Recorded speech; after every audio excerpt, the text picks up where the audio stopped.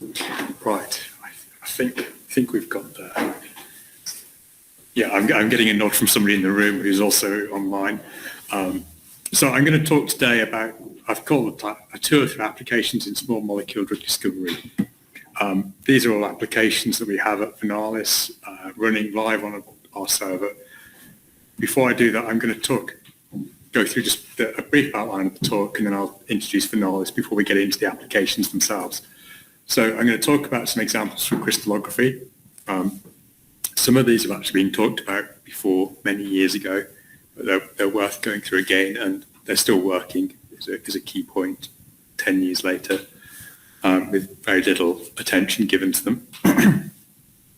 And then going to talk about some examples from chemistry, include reaction screening. So my background is I was a chemist at Vernalis originally, and I started using Knime in about 2010, and slowly it's taken over my daily life.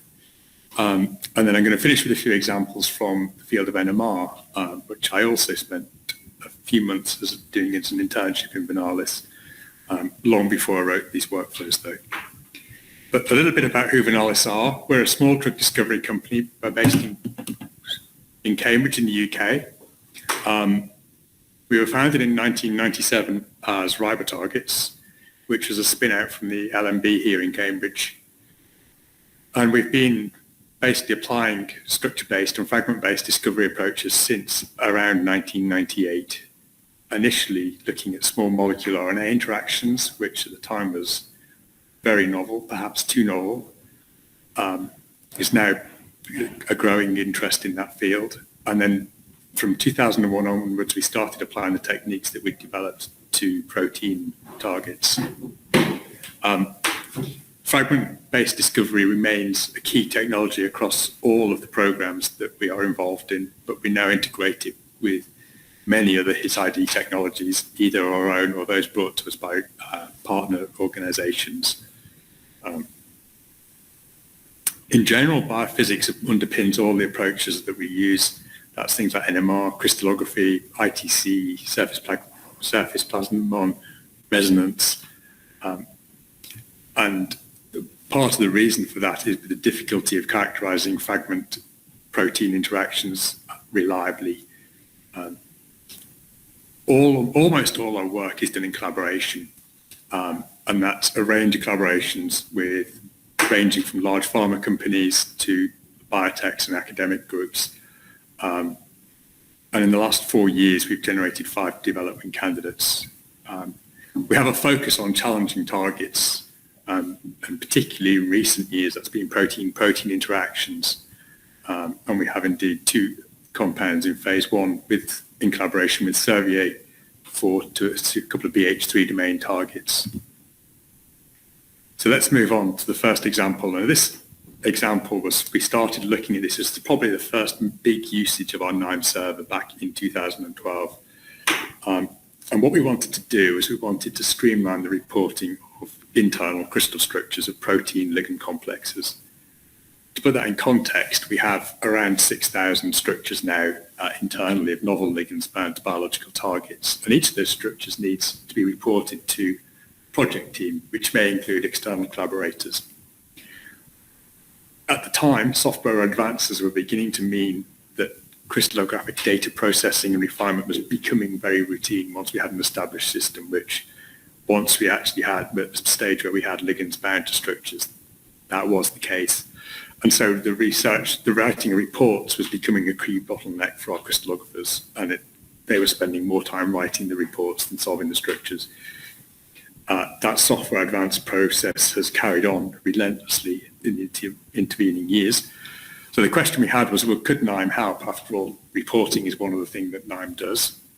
And we wanted to do this to try and create some standard templates and just to keep things looking professional and allow crystallographers to keep going with their actual crystal structure generation.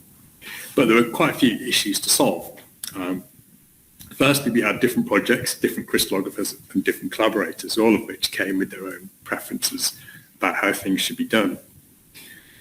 Some of them wanted their own PDB files to be supplied to them in their own internal standards, which were different to our own format for how we treated the PDB format. We had to be able to handle multiple protein constructs for each target, and even just simple things like different preferences around the color scheme in structure views. We had structure views which were generated manually in PyMol by the crystallographers. And one of the big questions was whether we could automate this generation in Python. And it was far from clear to us that we could. There was no Python integration in Knime at the time. And also, the crystallographers would rotate the structure around until they found a view they were happy with for the ligand in the binding site. And so that was a process we had to think quite hard about how we were going to do, both technically from the software side of it, but also from the aesthetic side. And then finally, we wanted to be able to generate reports from multiple structures in one run, which meant that we wanted an output which was one Knime report for each row in the table, rather than, as Knime normally does, one report for each workflow.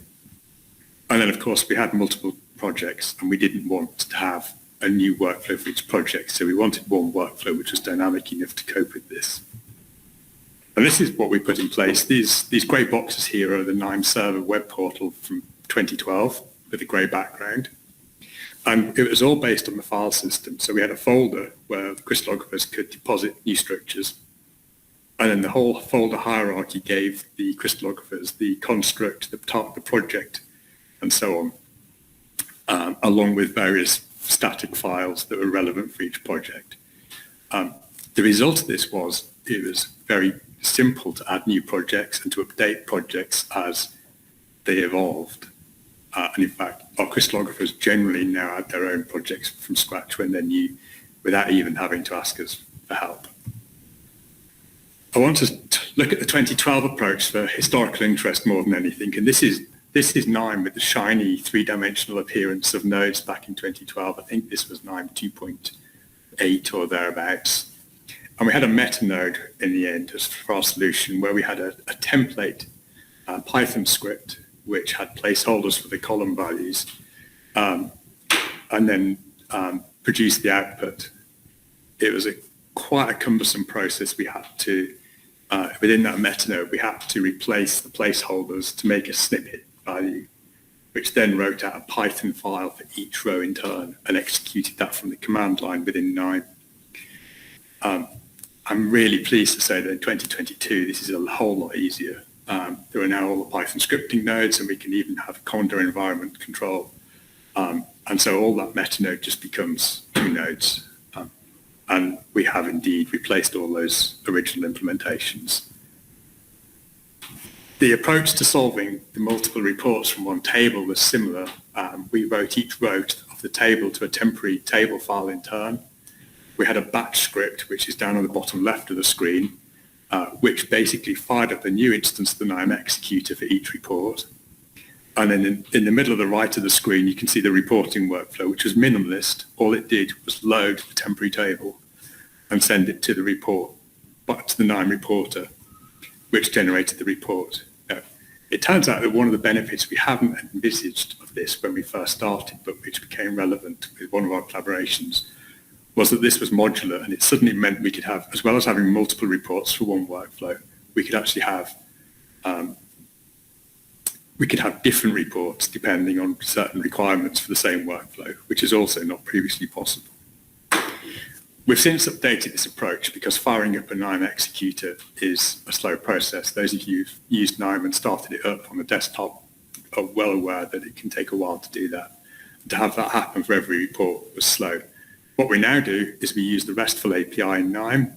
So this chunk of the workflow here is shown, and it starts on the left with a post request where we generate the jobs. There's then a loop in the middle where we set the jobs going in batches and wait for them all to finish. And on the right-hand side, we download the report from the server and then delete the jobs off the server. And this has a number of additional benefits. Firstly, not just do we not start up a new executor, but actually we now run the report generation in parallel on the server. And also when we're debugging or adding new features to the main controlling workflow, it still uses the report generating workflow on the server, which makes life considerably easier.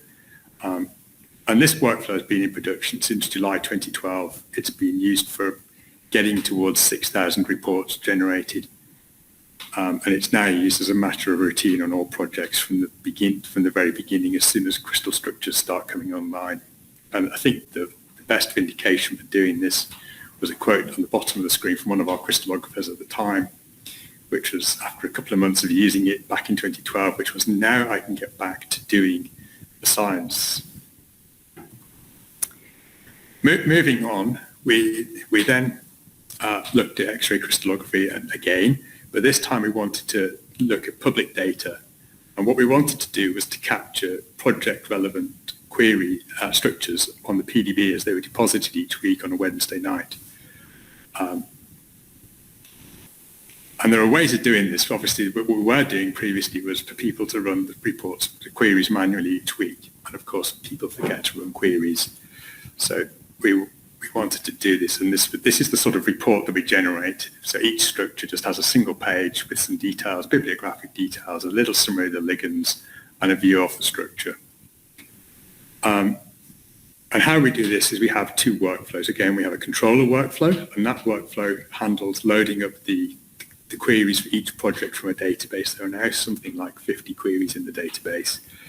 And it sends off to the server using the RESTful interface again, batches of queries running in parallel.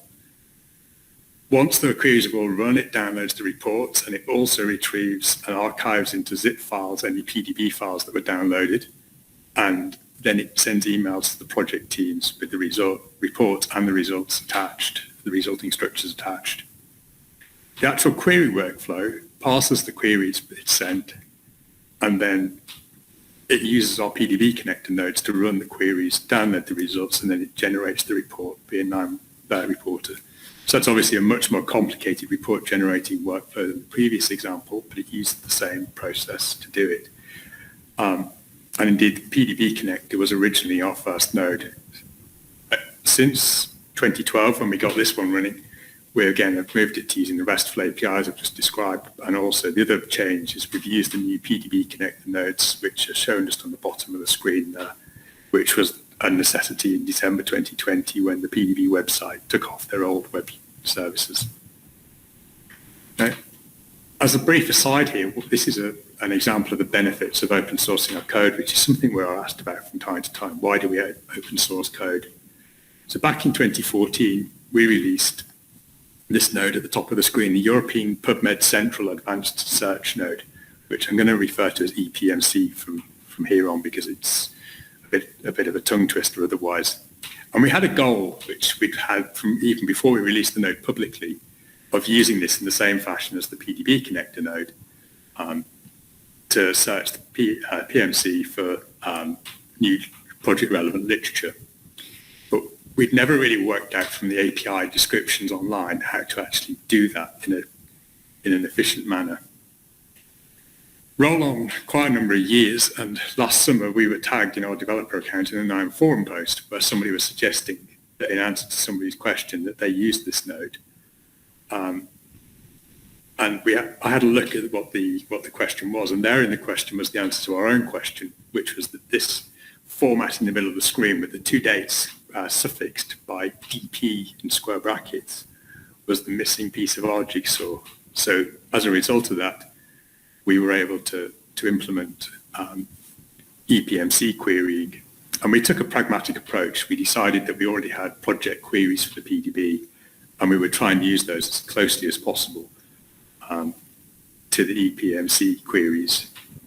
It's not perfect, but it did mean we didn't have to extract a whole set of new queries from project teams, and we didn't have to then maintain a separate database. So I'm just going to change tack a bit now, and the next part of the talk is going to look at some crude reaction screening in chemistry. And that's going to be in a couple of stages: library design, library synthesis, and then finally some flow chemistry.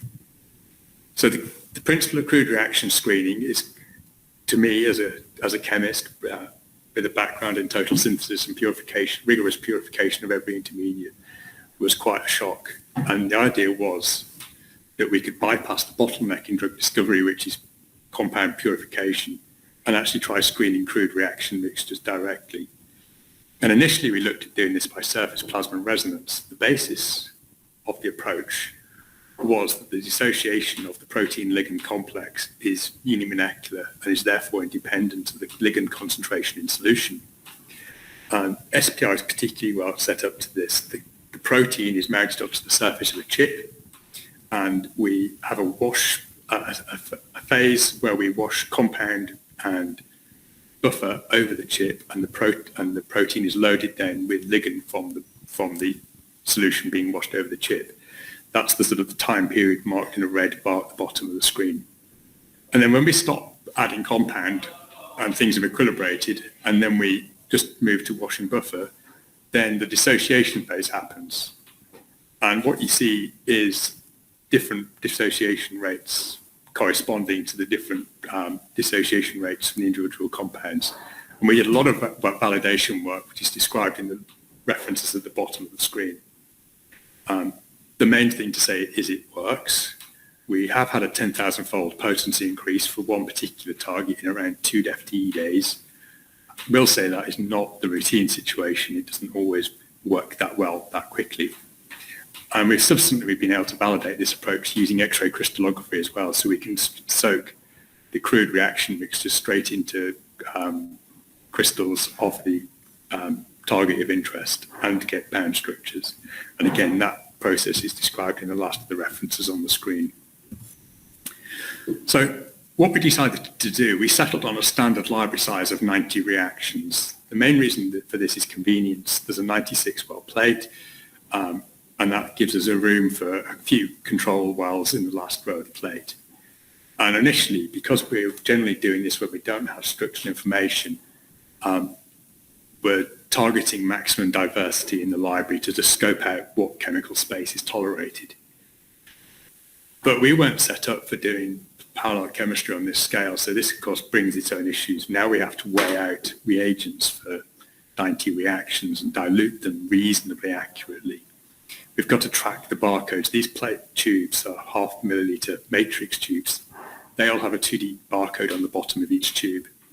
And one thing we rapidly discovered was the rubber septa, when they get exposed to organic solvents, swell and stick to the lid of the plate. And then when you take the lid off, then a few will lift off with the lid and then fall off. So you need some way of working out where those tubes came from. We need to be able to enumerate the reactions and the products, which again we weren't set up to do.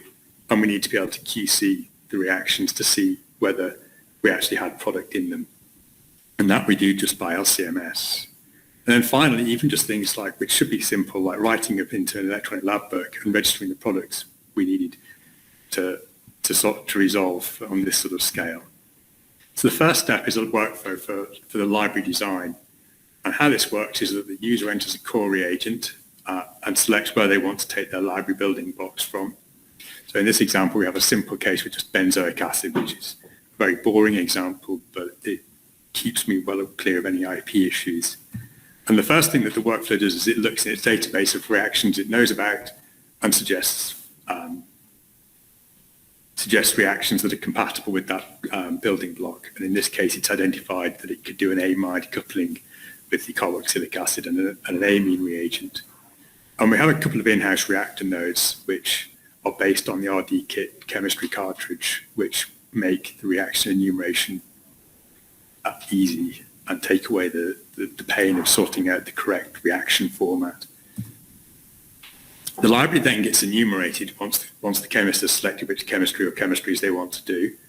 And then any protecting groups that are present are also identified. And again, the chemist gets the chance to choose, as in this example, the NT-BOC deprotection to check what they want to remove. And once that's done, then we do some initial filtering. So we do some structural layout filtering. So we remove any products that have got reactive functional groups still present. We do a simple molecular properties filter, so mainly around the number of heavy atoms we've added. We don't want to add fewer than about 4 or 5 heavy atoms, in experience has shown us that we want to see a good effect in the kinetics. And we probably don't want to add more than 18 or 20 atoms at the very most. And then with what's left, we do a simple diversity filter. And that can be based on any of a variety of fingerprints. And that's all just using the RD-Kit toolkit. When we move on to the synthesis, we have these other problems, which we did manage to find a solution to. We found we had a balance that would connect to a PC via a serial port. We had to have a sort of convoluted chain of dongles to actually connect it to a modern PC. And that just sends readings direct to a spreadsheet, which Knime can then pick up. We have barcode tracking of reagent tubes. Well, these tubes, as I mentioned, have barcodes on the bottom. And you can see that in the inset, what the underside of those tubes look like. And it turns out our screening group already have flatbed scanners which are configured to read those barcodes and dump straight into a spreadsheet, which again, Knime picks up. The main problem we had actually was the LCMS QC. And the workflow, the first thing it does is it writes out a CSV file which the instrument can import so that the samples are loaded correctly. But there's still about 3 days of manual work going through the 90 samples, and it's error prone. So this workflow, it polls the instrument data directories until it's found all the samples for the library, and it will keep running on the server for about 2 weeks, just waiting to find all the data. Once it's found all the data, we have a number of custom Agilent reader nodes, and it actually completes the analysis within a few seconds, which is really rather nice. It's not very nice when you think about the number of, but I think about the number of days I've sat going through them by hand, but it's nice that it does it. And the great thing about this is it's unbiased. It has no emotional attachment to the chemistry that you spent hours in the lab doing. And so it gives you a brutally honest answer, but doesn't overestimate purities and doesn't look for things that it wants to see. It just tells you really what's in there. To the extent that when I last did a library, I didn't bother manually checking the LCMS at all. It was always right. And then we can get some nice things for reporting. So we can get a summary pie chart. So we can see in this library, about a quarter of the reactions didn't actually have any product in at all that we could find. A small number towards the top in green and yellow at the top of the pie chart did really well, and they were very clean reactions. And then about 2/3 had some product in, some were, but it wasn't very pure. And that situation would have been a nightmare if we were trying to purify the reactions. You can see there's also a plate view, which comes from a custom Vernalis node, which I don't think we've released, but I'm sure we could. And then also, you can also do a sort of follow-on analysis. This plot was generated using R, and it shows 5 libraries that were done at the same time with one reagent set with 5 related cores. And you can see some wells, such as A7, the reagent simply didn't work in any of those cores. And you can see other wells, such as C3, where the reagent worked incredibly well in every case. The plate-based approach works really well, but it's not suitable for every piece of chemistry. And so our technology team has access to 2 Series Asia systems at Vernalis for doing flow chemistry. And this allows heated reactions, pressure reactions, air-sensitive, moisture-sensitive reactions, photochemistry, and a whole lot of other situations which would be very difficult to impossible in the plate system. One of the weaknesses of this system, however, is the Asia Manager automation, which is difficult to set up manually for a matrix. And it turns out that what our chemists discovered was that importing a CSV file was much easier and error-free. They decided it was easier to make those files in Excel with drop-downs and autofill. And of course, if you can do it in Excel easily, then you can do it in Knime very easily. And then so we just needed the missing piece for us was a couple of custom nodes which generate the positions of the reagents in the input racks. And then you can see that once it imports, the Asia Manager software then does very well and sets up all the parameters the machine needs. We haven't done this yet, but we could very easily extend this to do things like produce output files for printing file labels. We, of course, could also bolt on the LCMS analysis from the other existing CRS library work, and also the electronic lab book write-up. We haven't done it yet, but it'd be very, very, very possible to do. In the last section of the talk, I'm now going to move into the field of NMR. These are two very different examples. So one example is around monitoring the health of the instrument, and the second example is analyzing screening data. So, Rosario is just attesting my ability by echoing my voice there in the room here in Cambridge. So nuclear magnetic resonance, if you're not familiar with the technique, it uses a large cryo-cooled superconducting magnet. It's essentially an MRI machine stuck up on its end with a very narrow bore. And that magnet has a large outer liquid nitrogen jacket, which is refilled by the spectroscopists at least once a week. And inside there is a liquid helium jacket. We have 3 instruments on site, and one thing that is required is that we need to monitor the level of the liquid helium, and we need to do that regularly for 2 reasons. First of all, it also needs refilling, and that has to be booked in with Bruker, the instrument manufacturer, in advance. And secondly, a change in the boil-off rate of the liquid helium could indicate that there's a problem with the magnet and it's about to quench. Now, there's a YouTube video which I've linked here, which I'm not going to play, which shows a controlled magnet quench in the University of Glasgow. And that was done when the instrument was being decommissioned. And it's quite interesting to watch. If the magnet quenches in an uncontrolled manner, when it's not being decommissioned, then it will have decommissioned itself very rapidly. It's a catastrophic process for the magnet. It could also be catastrophic for anybody who happens to be in the room, as it would rapidly displace all the oxygen from the room with boiled off nitrogen and helium. And so this is a situation we want to avoid. So each instrument tries to help us a little bit with this by the instrument console appends a new reading for its helium level to the end of an ASCII text file at 3 o'clock every morning. And we used to monitor this by our spectroscopists looking at those files and just checking that they looked reasonable. Obviously, that's a process that's liable to people forgetting. And it's, in terms of monitoring or any sort of rate change, it's relying on people's intuition. So this seemed an ideal candidate for Knime. And so we wrote a workflow which has run every night for about 8 years now.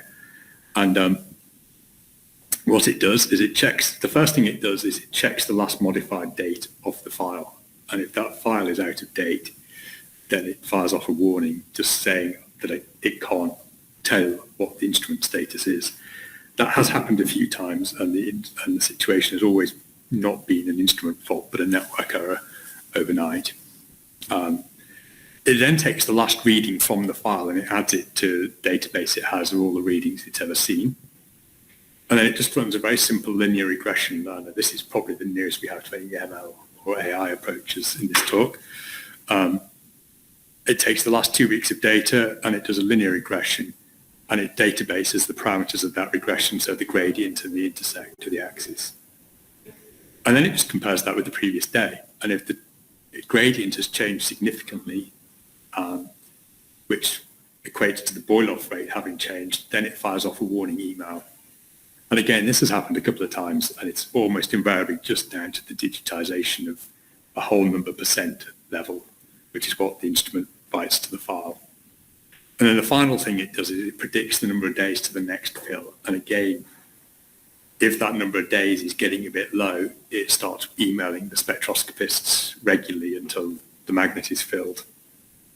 And then the final warning condition that it deals with is a Monday morning. Monday mornings are a warning. It just emails the spectroscopists anyway and just tells them what the current instrument status is. One thing that we haven't modified in this workflow recently is with the new file handling that Knime has, it's possible to define file connections to a custom path. And so we wrote a new node. We have a situation where our server, Knime server, is running on a Linux environment with Linux paths. And we have our development team working on a Windows environment with Windows network drives, which in the past has always been a point of pain.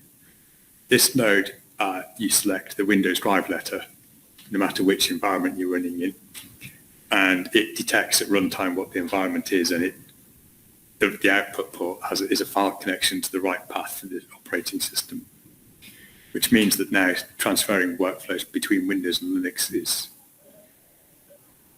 essentially trivial. There are a few gotchas. And then we just have a few examples here, the sort of output that the workflow gives in emails. In the top, in the middle, we have a situation where it's beginning, one of the helium levels is beginning to get a bit low, and that's highlighted as a different color in the table. On the left, we can see on the bottom that the helium fill was quite recent, and we can see that the workflow quite sensibly decides not to bother trying to predict anything at that point. And on the right, we see that the workflow is grumbling because the file hadn't been updated in the previous 24 hours. You see our Knime server is very polite and writes emails like, "Dearly beloved spectroscopists." It's very friendly. So the last section of the talk, I'm going to look at characterizing particularly low affinity interactions using NMR. And this is a very common thing in fragment-based discovery, where we're dealing with very small ligands, very weak binding, and it means that we often have high concentrations of compounds. That means there might be impurities present in significant amounts. You can introduce artifacts in binding assays, which could be mistaken for binding. And as a lot of work subsequently depends on understanding the interaction, we spend a lot of time making sure we've got this sorted up front and our understanding is there. The key question is in bold there: do the ligand and the protein actually interact to a significant extent in the relevant conditions? And so one of the approaches we use is 2D protein observed HSQC experiments. And we use this in two ways. Firstly, we use it for validation as a single point, and this is shown on the top right for 4 compounds, 4 samples, where we have in the black, we have the protein without compound, and in the red, we have the protein with compound. And in the top left of that panel, you can see that the 2 spectra are different, which is consistent with interaction between the ligand and the protein. And in the top right, you can see an example where they're not obviously different. Now that looks quite straightforward, with just a couple of peaks highlighted in a small number of spectra. In a minute, I'll show you what screening data looks like. Once we have a validated hit where we believe that it really is interacting with the protein, then the other mode we run this in is in dose response mode, where we titrate increasing amounts of compound in with the protein. And you can see in the movie at the bottom there, as more compound is added, the peaks track across in straight lines in various directions. And here you can also see inset a dose response curve for one of those peaks and how far it's shifted. This is real screening data, and you can see you've got lots more peaks. They're often overlapped. And although, for example, in the top left, it's very easy to see that something's happening there, in many of the spectra, it's less easy. And if you're staring at this all day, you're going to have a headache. And so we wanted to see whether we could automate this using Knime. And all we use as an input for this is the peak list that is generated automatically by the spectrometer when the data is acquired and processed. So if we have an assignment for the APO protein, then we attach that data in Knime to the APO spectrum so we know which peaks are moving. And then we look for each compound spectrum whether any of the peaks in the APO spectrum no longer have a peak within 15 hertz of that peak, so it's shifted by a meaningful amount, and whether the intensity of any peak that is within 15 hertz has diminished by 75% or more, is now less than 75% of the original intensity. And the main output from this is really simple. It's just the number of residues or peaks that have been preserved either in shift or intensity. And again, we have a set of nodes that we've written to help us with this. Some of these are public, some aren't. I think, again, they could all become public if that was of interest. And this is the sort of output we have. So this is being used in 2 different situations. On the left, we have an HTS validation. So we have some triage that's been done, and we have some potential hits from the high-throughput screening data. And we see what we've plotted is we have for each compound the number of chemical shifts that were perturbed in the HSQC as determined by Knime. And we can see that there's a sort of steady increase as we go to the left, and then there's a big jump. The last 7 or so on the left were all followed up by dose response titrations because we weren't sure what the threshold was of the number of peaks that needed to be perturbed to have a validated hit. And we can see that of those, 4 of those compounds actually were validated in the dose response. So this analysis was done automatically in Knime. On the right, we have a different situation where our assay development team was developing a medium throughput screening assay along with one of our collaboration partners. And they gave us a set of what they believed were potentially hits during assay validation. And it turns out when we put those into the NMR magnet, none of them, as you can see there, showed any meaningful interaction with the protein. So that was really valuable information for our assay development team because it showed them they had more work to do with that assay before they unleashed it on the program.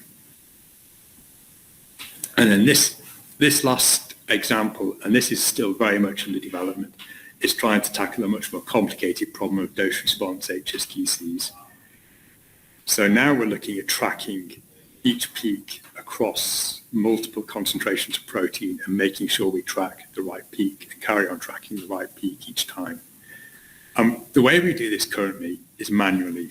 In MNOVA, there's a module for determining KD from shift titrations, but it requires the spectroscopist to individually select each titration for each peak, and which of course is difficult when there's a lot of peaks and they're overlapping. So of necessity, it's only a small number of peaks that generally get picked. And in this particular example test set of data we used, using that approach, we came up with a KD from MNOVA of around 360 micromolar. There's an alternative approach using a piece of software called Titan, which is incredibly rigorous, but it takes quite a while to set up, and it runs for several hours on a single titration. It does a full quantum mechanical relaxation calculation, and in that case, it gave a KD of 235 micromolar. What we wanted to do is see whether we could do this quickly in Knime. And this is still very much under development. It just tries literally to fit every peak, look at every possible place it could have moved to in the first compound spectrum, and then look for all the possible places it could have then moved on to. And there are some rules we have to follow. Firstly, the displacement has to carry on in a straight line. In the dose response, it shouldn't ever moved in a previous step, so the most it should move is the same distance again, and it should be moving less far each time. And then we also have to allow for missing points because sometimes the peaks overlap. It's remarkably common for peaks moving that start separate to move in different directions and cross over in the middle. And then also we have digitization, which is our biggest outstanding problem with this, that as you get to the limit of the curve, you get to the digitization limit and it becomes really difficult to decide what's happened to the peak. Now in the top right there, I have a plot made in R of one peak that's been tracked. And in the bottom left, that's the APO concentration. And then as it goes diagonally across that plot, that's increasing ligand concentration.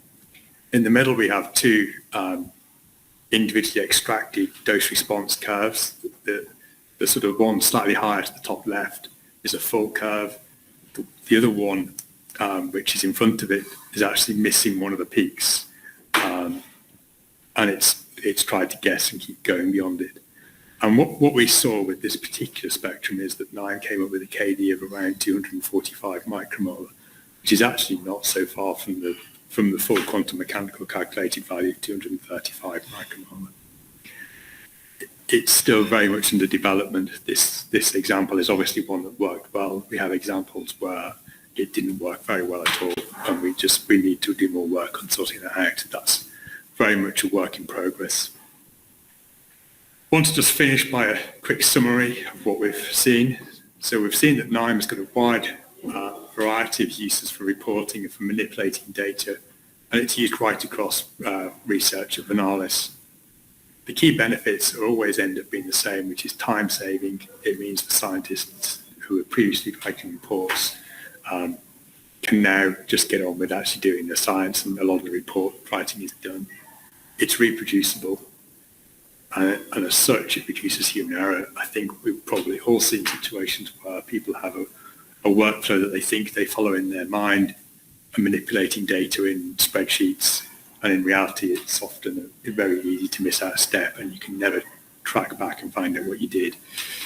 It's also really reliable. We've seen several examples of workflows that have run for 10 years on a Knime server with only quite minimal modification. It's also a very expandable platform. If there isn't a node to do what you want, then there are options. You can write your own scripts within nodes in Java, R, Python, even Perl if Perl is your thing. And as I found, and this is how I ended up getting into writing nodes from just using the analytics platform itself, you can write custom nodes, meta nodes, components.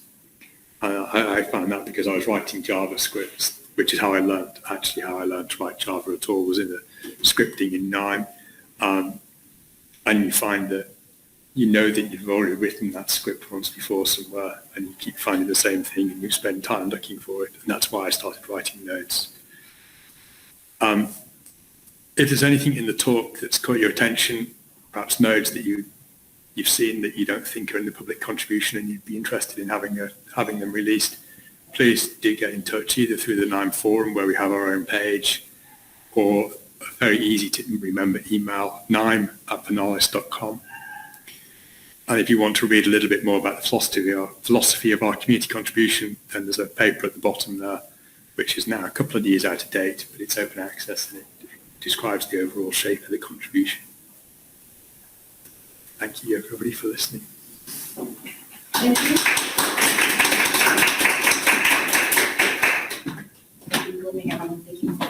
So there are no questions in the chat. Any questions here? Okay. Roger. In your PDB alerting nodes for Vernalis, rather than the actual nodes, the PDB alerting workflow, how is it that scientists specify the target of interest? Let's know that very quickly is. Often the title of the PDB file isn't particularly useful. The sequence isn't exactly what you want it to be based on wild type versus trunk. I'm just curious of what it is you key off to say this is of interest. Okay, so yeah, I will. So the question in the room was, what features of the PDB query do we use to identify, to pin the query down to the target of interest? We do sometimes just use the free text. That is the most reliable way of getting lots of spam hits that aren't relevant. There are a couple of other fields that you can access. So the one called macromolecule name. For that field, you need to actually search on the PDB website first. It has autocomplete, and it will then, if you start typing what you think the name is, it will complete, and it will tell you what it believes it is in the database. I can't remember. Some of the autocomplete fields also work in the node dialog. I can't remember that as one. And then you can also use things like the UniProt ID, which there are fields for. There are other fields that you might be able to use, but those are the ones that we use routinely. Any other questions? I have a question. So you've been around for a long time. So what has been the biggest improvement in the Knime software in the last 10 years? I think the RESTful interface on the Knime server has been... If you can repeat the question.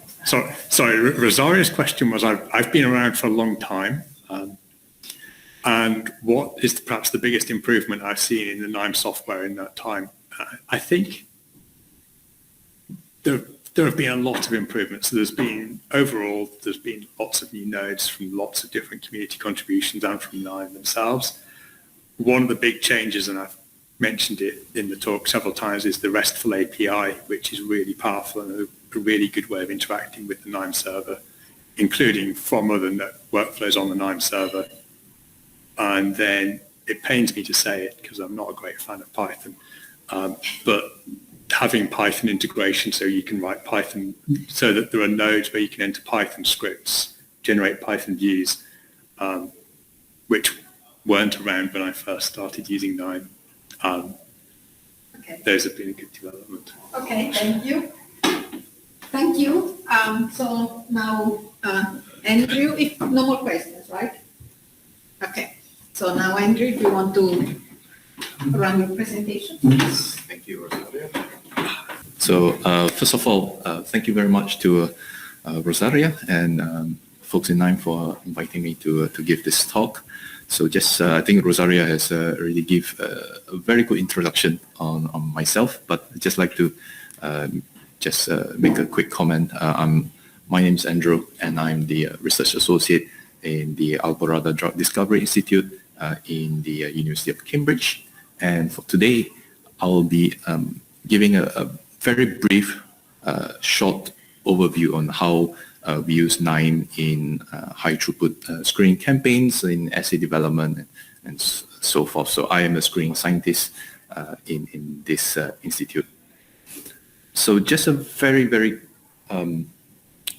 quick mention about our institute. So the ALBORADA Drug Discovery Institute was launched quite a number of years ago, and it is part of the wider, what we call an alliance, so the Drug Discovery Alliance, which is funded by the charity Alzheimer's Research UK.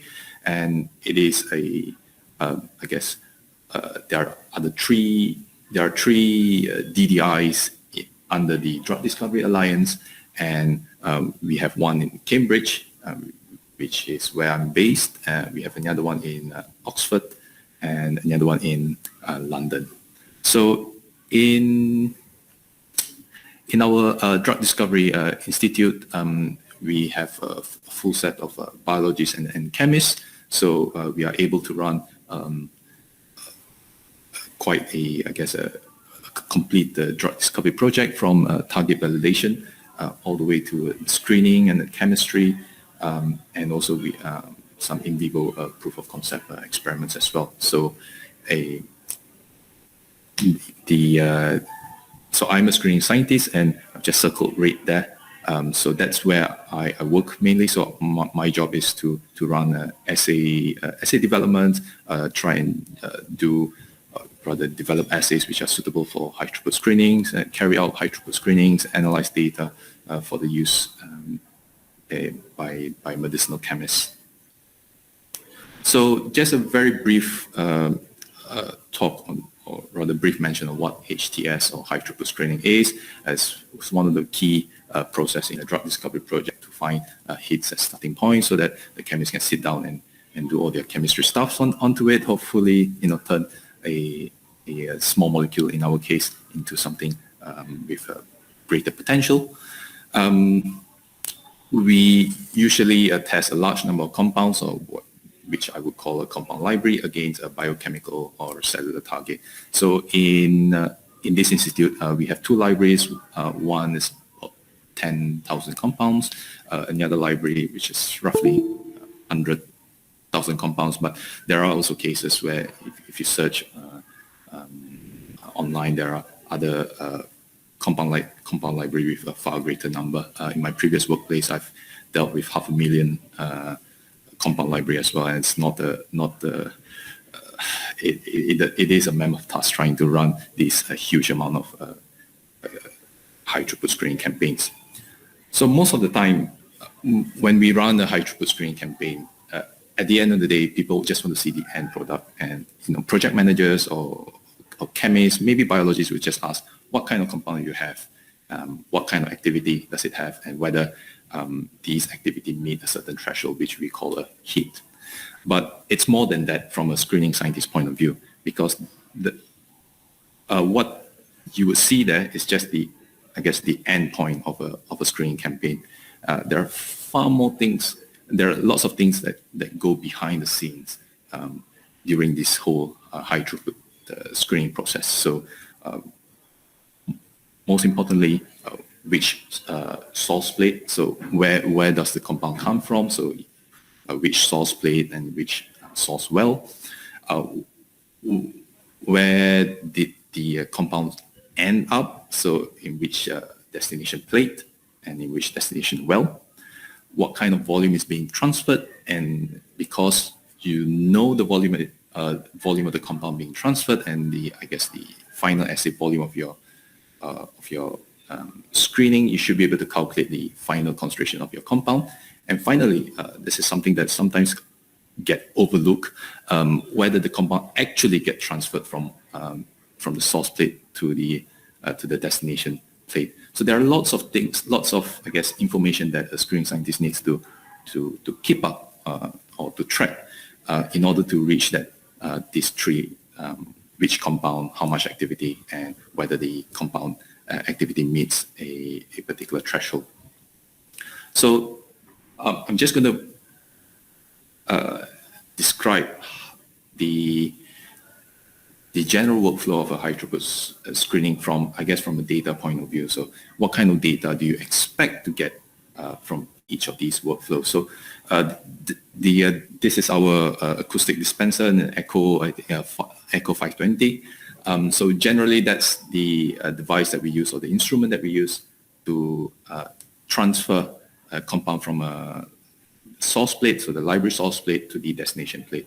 And during the whole process, the information that you would get out of the instruments are basically the compound ID, so basically what kind of compound, the information regarding the source plate, so which source plate and the source well that comes with it, and the destination, so the destination of the compound, so where the compound ended up, so the destination plate ID and the destination well. Also the volume of transfer, and therefore the final concentration of this compound, and finally whether the transfer is successful or not. So usually in your report there is a flag when there is an error in transferring the compound from the source well to the destination well. And then next, after you prepare the plates, you would then run your screening. So this is our plate reader of choice. It's a Vernalis from BMG, and you can see that's roughly 30 plates, I think, being screened.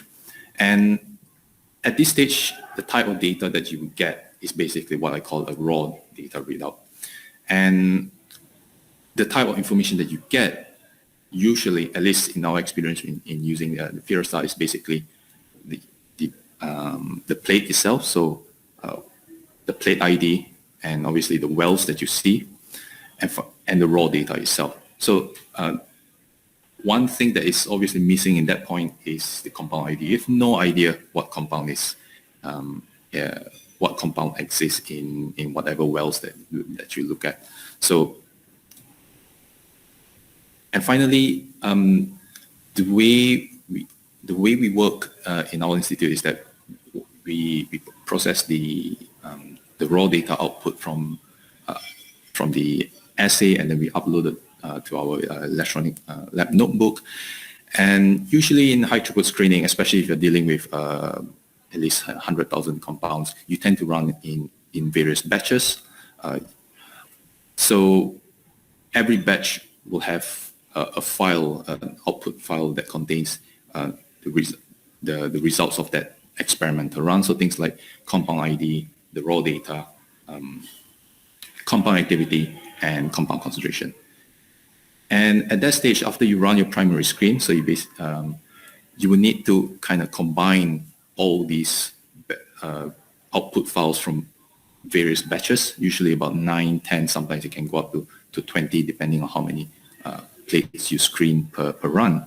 So that means you will need to have a method that allows you to combine all these various files into a single big file, and then you can run a global analysis to determine whether or not these compounds are hits or not. So I guess those days, pre-Knime, one would use Excel and just paste, 9 files all together. I can tell you that will be, that can lead to disastrous results, either because you would create a massive catastrophe in copying and pasting. Either that or the Excel file just can't fit all the data. Maybe it's limited by the number of rows as well. So this is where Knime can really help. So looking back into these workflow of a typical high throughput screening. So for example, from your data analysis, compound plating, and raw data readout, these are not arranged in sequence. But the point I would like to make is that the nature of this high throughput screening activity means you first of all, you need to prepare a large quantity of data. So you need to prepare a list of what compounds I would like to transfer from your source plate to your destination plate. It also means that you have a large quantity of data that needs to be collected. So you have either 30 plates per single run, so that is 30 files. And you also have a large quantity of data that needs to be analyzed. So if you run 10 runs so basically if it takes 10 days or 10 runs to complete a screening of a, let's say 100,000 compound library, then you have 10 files that you need to combine together and do a global analysis to determine the hits. So secondly, one thing when you look at the HTS workflow is that you have lots of different instruments that take part in your workflow, and each of these instruments, as I mentioned earlier, produce a different type of data, not so much as different file types, but the nature of the data. So for example, when you run data analysis, you have information on the compound ID and its raw data and compound concentration. But when you look at the raw data itself, so you have no idea. You have no idea of the actual compound ID. So you have no idea what compound exists in each plate. So which means that these information across various stages and ergo various instruments need to be, I guess, collated and harmonized. Again, pre-Knime, people would just try and match certain values using Excel. I can tell you that will lead to disastrous results. Knime, in this case, Knime will provide a lovely solution in combining. So now, for example, you can combine the information from compound plating to raw data readout, and you will know which compound exists from the source plate to the destination plate, giving a particular raw data, for example. So the next few slides, I am going to give a brief kind of overview on the types of workflow that we've designed. Most of them, I think, should be available in the Knime Hub. Maybe one or two might have missed. That's because it's always in the process of improvement, so sometimes I have to change things here and there. So first of all, this is what I call a pick list generator. So a pick list is basically a list that tells the instrument to pick a compound from a source well in a source plate to the destination plate. To the destination plate. And let's say if you have a library of 100,000 compounds, you need to break that 100,000 compounds into several lists, because you need because you can't ask the machine to run 100,000 compounds at one go, because that would take too much time for us. So we have to break this list of 100,000 compounds into a manageable list. And those days, what we do is we just use Excel. So if you have 100,000 compounds and you want to do a 10 run, so you just take 10,000, cut and paste. That's one list. And then you go to the next 10,000, cut and paste. Again, that can lead to mistakes, especially if you've lost count. So for that reason, we developed a workflow to allow the end user to specify several parameters to allow them to generate various what I call pick lists. And this is what I consider to be like the star of the workflow. So it is a component that I have to build. And what it does is, hopefully you can see from the screen, first of all, you can specify the source plate barcode column and the source well column and the sample ID column. And then more importantly are the two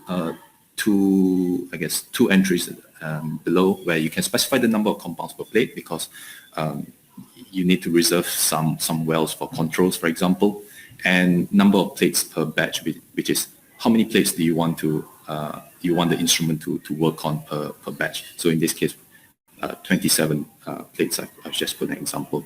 So all you need to do is that you need to, from the left-hand side of the workflow, put in a list of the library, and then you would then tell the node that this is what I call library plate and batch assigner to assign, to basically chop the list into, let's say, 5 batches, which again is calculated based on the number of compounds per plate and the number of plates per batch. And then towards the end is a small loop which automatically generates the output file. So it's basically a CSV file, and it's labeled really nicely, where you have, in this case, I've shown pick list batch 1. So you have pick list batch 2, batch 3, batch 4, all the way to, let's say, batch 9, and the user just doesn't need to physically cut the list. So this is a very fast way to generate pick lists without having to actually touch the original source file, and I think that is a great way to minimize human error when generating a pick list. So after you run your compound plating, so after you've done the transfer from the source well to the destination well, so from the source plate to the destination plate, the instrument will produce a report, and the report is, you can see, is shown in that table, and it has quite a lot of information. So for example, it tells you the source plate, the barcode with the source well, and the destination plate as well, and the name of the compound and the volume, and perhaps so far this is a good run in the sense that it does not have error, but sometimes you will encounter some errors, and we need to condense, summarize these information into something a bit more manageable for us to document that into the lab notebook. So the most important features to document are basically the destination plate ID, the destination well, and finally the compound that is being transferred, the compound ID. So in this case, things like I've written chlorpromazine or carbamazepine, for example. Some other useful information, such as compound concentration, is also applicable, and this is again the star of the workflow. So this is another component, but it has a kind, I guess, it's made of some widgets, and the reason is that in our experience, sometimes the instrument acts up and it does not generate the appropriate output for the destination plate. So sometimes the instrument doesn't work well, and it has, instead of giving a destination plate barcode, it just writes destination plate 1, either instrument error, or sometimes as an end user you forgot to stick the barcode. So this allows the end user to actually be interactive with the system, and then basically specify the required plate barcode, which then in the workflow it uses a cell replacer function to then fix the error. The most important aspect is the one on the, I guess, on the left-hand side, called rename compounds with failed transfer. There are occasions where compounds fail to transfer, and if you look directly into the raw output by the instrument, it still says that it is compound, say, chlorpromazine or carbamazepine. But the small issue here is that if you fail to acknowledge that the compound has failed to transfer, what happens is that down the line, people will think that a compound called, say, chlorpromazine is located in that well, which is not supposed to be because it's empty. And then from a chemist point of view, they'll say, oh, looks like there is this well is active, there is a hit, and we start working on it. And down the line, you just realize, oh, actually, you know what, the compound failed to transfer. So you're basically working on ghost material. So this is a very important step. By default, I've marked it as empty. So down the line, a chemist or screening scientist will look at it and say, right, there is a compound named empty in the report, and therefore, when you start your screening process, you know that you shouldn't be seeing an empty compound being recorded as a hit. So, as I summarize my third point, it reduces the error of following up on compounds which never got there in the first place. And I can tell you, it can be really, really frustrating if you chase down the rabbit hole, and you just realize, you know what, I have no idea whether the compound actually exists or not. So in terms of raw data readout, this is more of a generic plate reader module. I like to use the word module because this can be modified to suit whatever the needs that the end user wants. There are basically two aspects in this particular workflow. So on the left-hand side, you start to list the files and folders, and it branches out into two because the one on the bottom basically extracts the plate ID from the file name, and the one on the top basically converts the plate matrix into columnar data. I can tell you that we screen scientists, we love plate matrix data. So for example, the one on the top right hand. So because it's something that is quite easy to visualize, and it's, as in, let's say this is a 384 well plate. So you have 16 rows by 24 columns, and that is something that you can visualize quite easily. But when you start to manipulate data, obviously you have to do it in a columnar way. So you need to convert something that is plate-like into something that is based on columns. So basically what we've done is we've converted a plate raw data into a columnar data, which contains obviously the raw data, the well position, and also the plate ID, which we extract from the file. Additionally, we also have a node that allows you to convert the well position into its plate row and plate columns in a numerical as an integer, which allows you to sort it out if you ever need it. So this is a generic plate reader which can be expanded to do other stuff. So for example, if you have slightly more complex raw data system like a ratiometric measurements of, sometimes in assays you need to take two measurements on a single plate. So a well would have two different readings. For example, if you have you read this well on a certain wavelength and then followed by a different wavelength, you generate two different plate metrics. And basically what you can do is you just modify a little bit on this generic plate reader, and you can just do a simple maths to get a ratio out of it. So this is more of a generic plate reader which can be expanded or modified by the end user to basically convert a plate matrix into a columnar data. Just checking the time. Okay. So this is the largest workflow, one of the largest workflow that I've designed. And this is the bit where after you uploaded your plate raw data into our the electronic lab notebook, and electronic lab notebook helps to basically calculate the compound activity and maybe the dose response curve, for example. and it also generates I guess a batch report file or a QA file. And what we do is that we collate all these batch report files on the left-hand side, and then we perform analysis to determine whether some compounds are classified as hits. So basically whether or not these compounds are higher than the threshold that we set.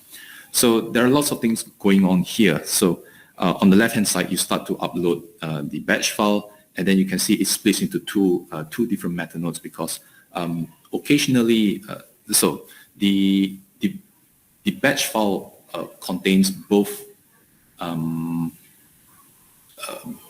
data on compounds which we pass and compounds that we fail, because occasionally you run to the issues where the plate fails, there's not enough quality in some plates, which means that we have to basically rerun the whole experiment, and we need to know which kind of compounds that we need to rescreen.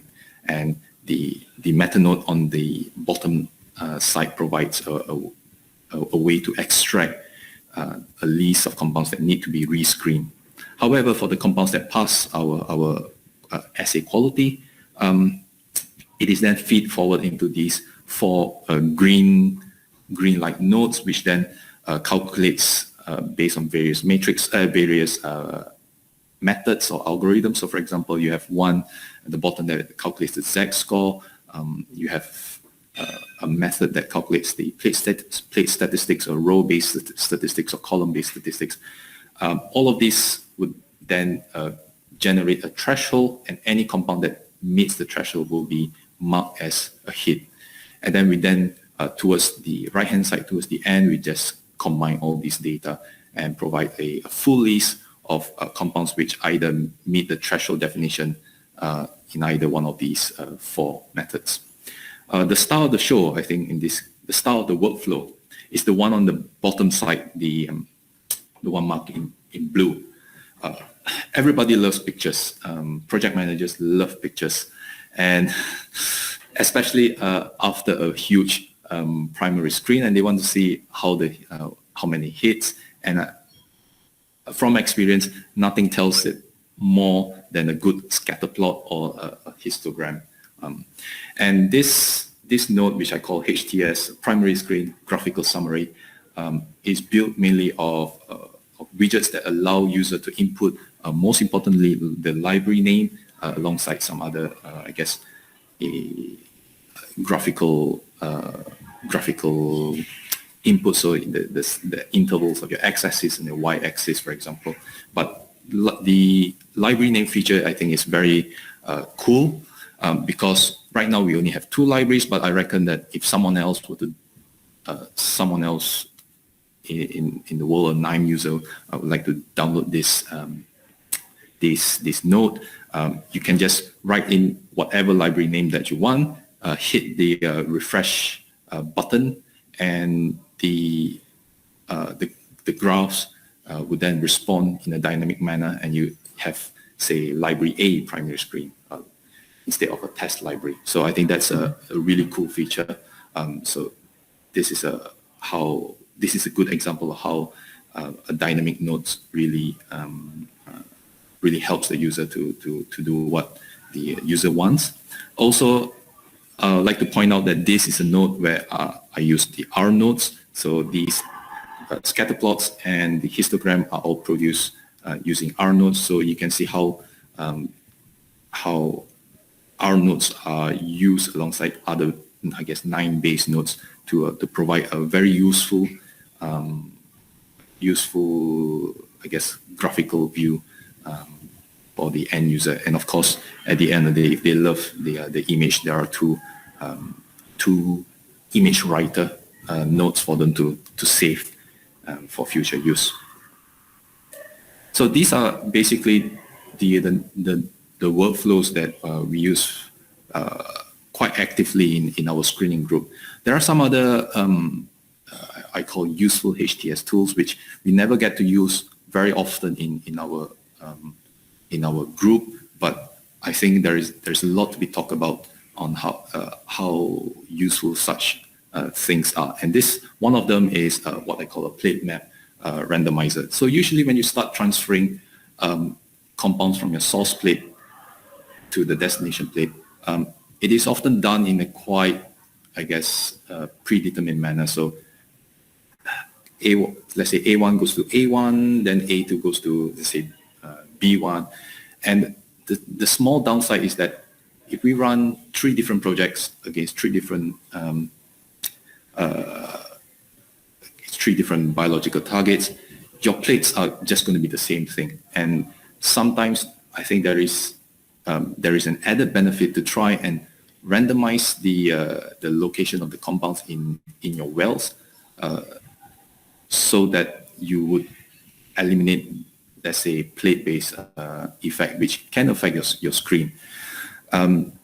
It is quite a complex workflow, which I've condensed to a component. So you have in this case, it has quite a lot of inputs that the user can configure. So I've just done a very quick example. So if you want, let's say, 30 samples in duplicates on 4 different copies of a 3A4 well plate, this is the image that I managed to generate, and your output is illustrated up there as a columnar table. You can see how well these compounds are randomized across the plate. So one plate is basically a copy, and if you just take a look at, let's say, an orange well, which is a sample in duplicate, and you can see that these orange blots or orange squares are well, it looks randomized to a human eye.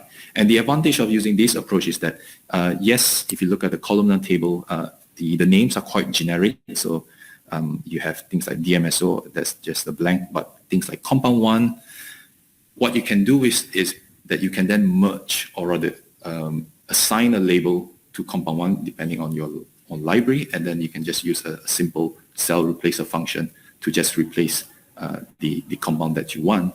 And then you can use that as a pick list to instruct the compound plater, so the acoustic dispenser, to transfer whatever compound it is to your destination plate. So this is still in the work, although I think the component is already up and running in the Knime hub.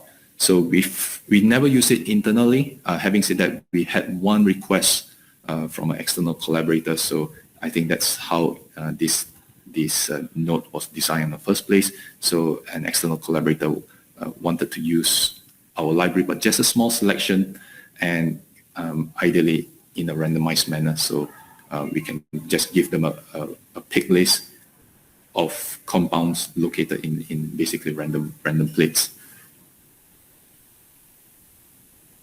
So, yep, that brings me nicely to a general summary.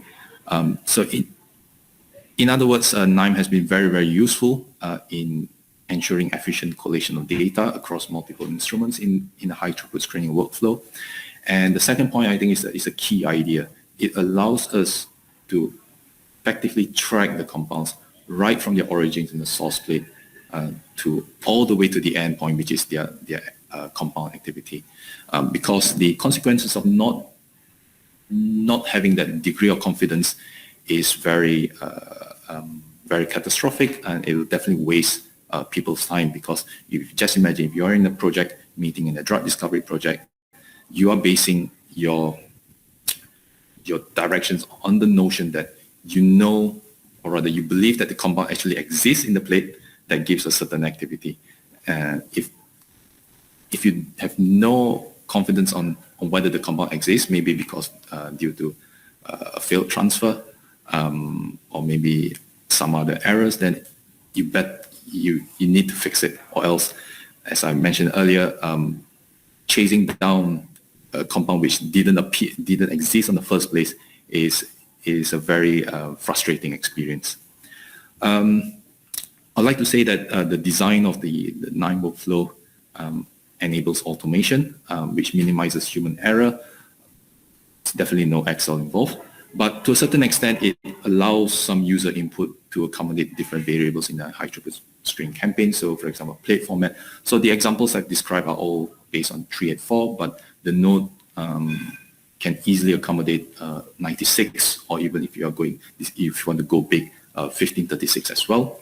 So this is what I meant by the dynamic nature of the nodes, which is again a very, very useful feature for both from a designer point of view and from the end user point of view.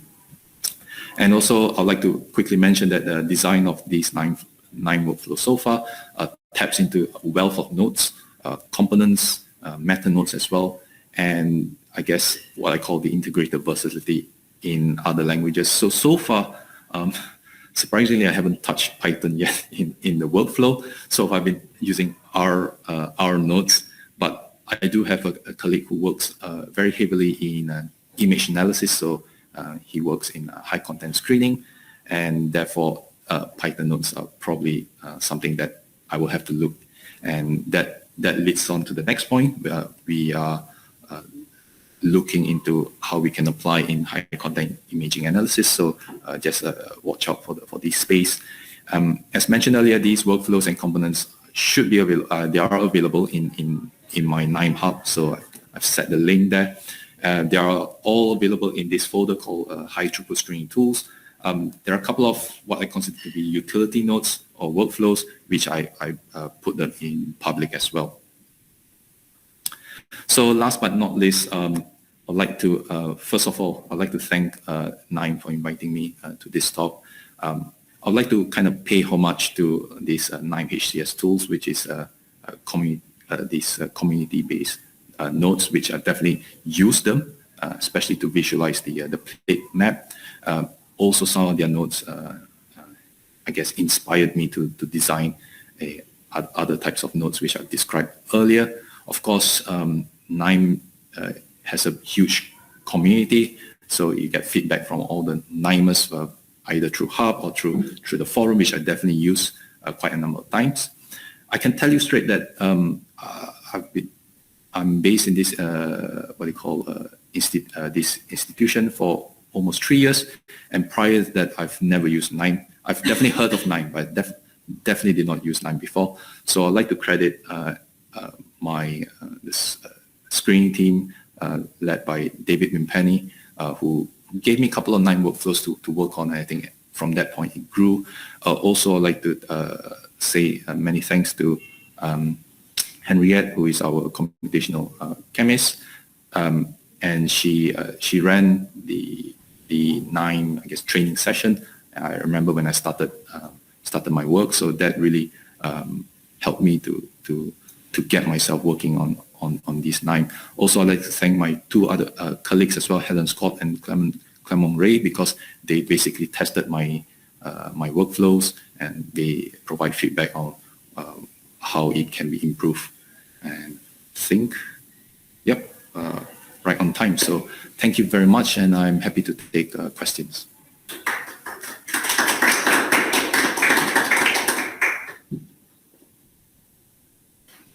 Any questions?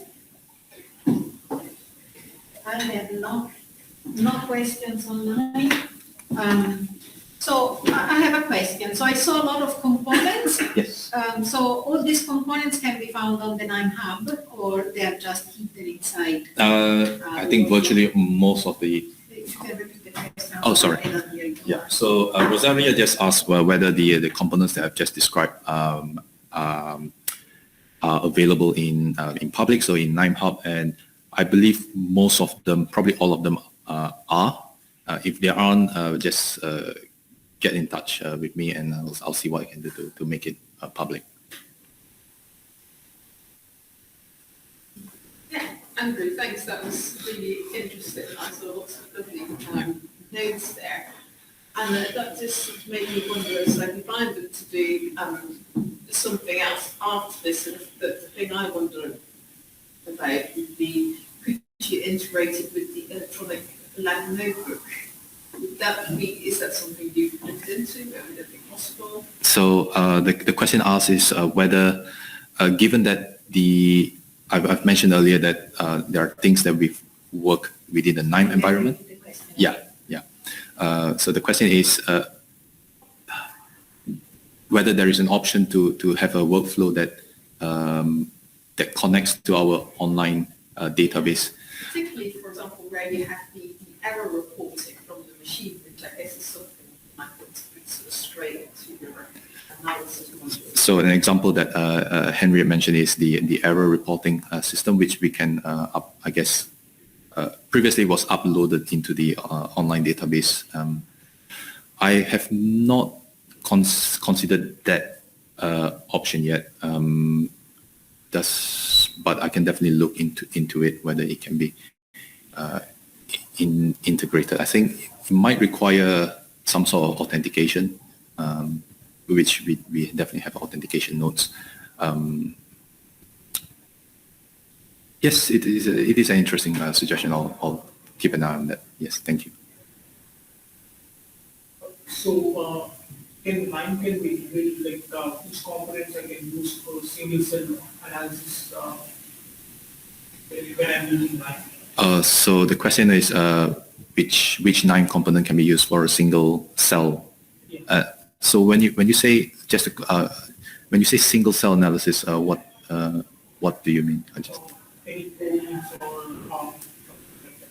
or So the way I look at it is these components, especially I guess the component that probably fits into your needs are plate reader, because the plate reader will pick up a reading from a well, which could be either cellular in nature or biochemical.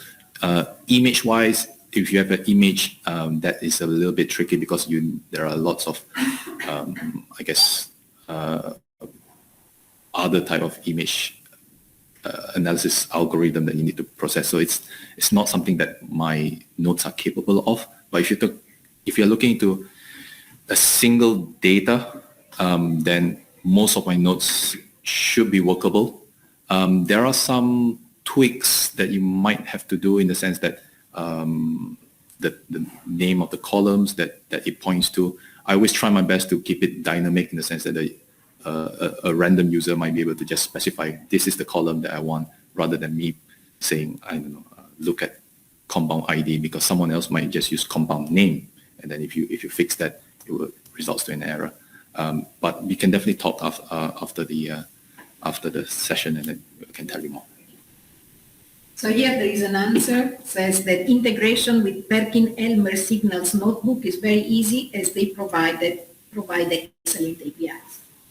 I don't know if does that answer your question.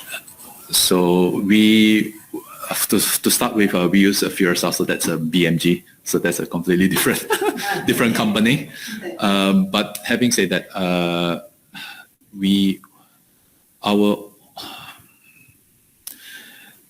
so I'd like to just quickly mention that the HTS tool actually has like notes that deals that I guess picks from the instrument. So things like echo.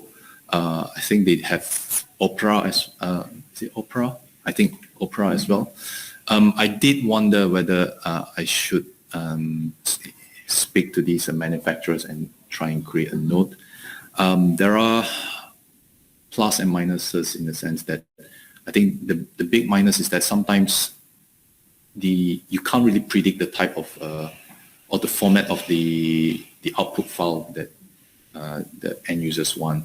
So the best way I can do is to provide this, what I call generic modules, of which the users can build upon, and then they can just custom make those kind of things. Fantastic. Okay. No more questions?